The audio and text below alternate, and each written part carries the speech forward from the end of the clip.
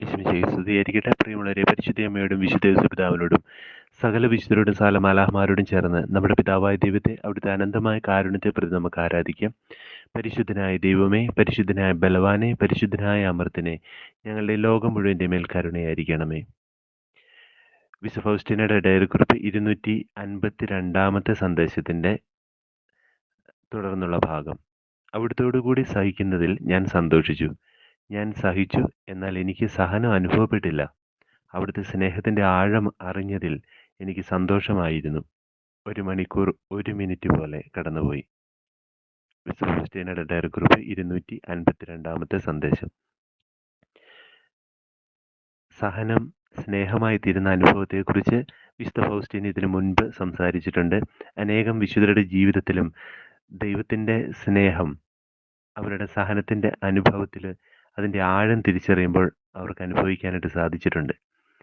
നമ്മുടെ സഹനം അത് ദൈവിക പദ്ധതി നിറവേറ്റുമ്പോൾ ഉണ്ടാകുന്ന സഹനം, അതിൽ നമുക്ക് ക്രിസ്തുവിനെ കണ്ടെത്താനാകുമ്പോൾ, കൂടെ വസിക്കുന്ന കർത്താവിനെ കണ്ടെത്താനാകുമ്പോൾ അത് സഹനമല്ലാതായി തീരുകയാണ്. അത് മാത്രമല്ല, ക്രിസ്തുവിൻ്റെ മുഖം എൻ്റെ സഹനത്തിൽ എനിക്ക് കാണാനായിട്ട് സാധിക്കുന്നുവെങ്കിൽ ഒരു നിമിഷം പോലെ അത് കടന്നുപോകും. അത് ആ സഹനം ഒരു നിമിഷത്തിൽ അവസാനിക്കുന്നു എന്നുള്ളതല്ല, നമുക്ക് ആ ഒരു നിമിഷത്തിൽ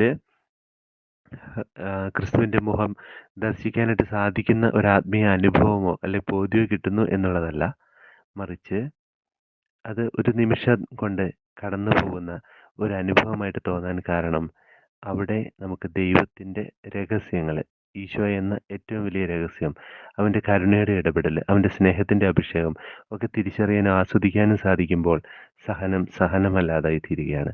സഹനവും സ്നേഹവുമാണെന്ന് തിരിച്ചറിയുകയാണ്. അവിടെ ദൈവം മാത്രമേ ഉള്ളൂ. അവന് വളരുകയും ഞാൻ കുറയുകയും ചെയ്യണം. ഈശോയ്ക്ക് നമുക്ക് നമ്മുടെ ജീവിതത്തെ സമർപ്പിക്കാം. കടന്നു പോകുന്ന അനുഭവങ്ങളിലെല്ലാം അവിടുത്തെ തിരുഹിതം അറിയാനുള്ള കൃപയ്ക്ക് വേണ്ടി നമുക്ക് പ്രാർത്ഥിക്കാം.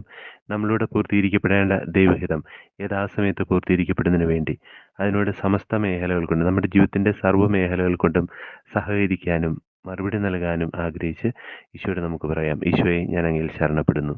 നമ്മുടെ കർത്താവ് യേശു മിശിഹായുടെ കൃപയും പിതാവായ ദൈവത്തിൻ്റെ സ്നേഹവും പരിശുദ്ധാത്മാവിൻ്റെ സഹവാസവും നാം എല്ലാവരോടും കൂടെ ഉണ്ടായിരിക്കട്ടെ, ഇപ്പോഴും എപ്പോഴും എന്നേക്കും.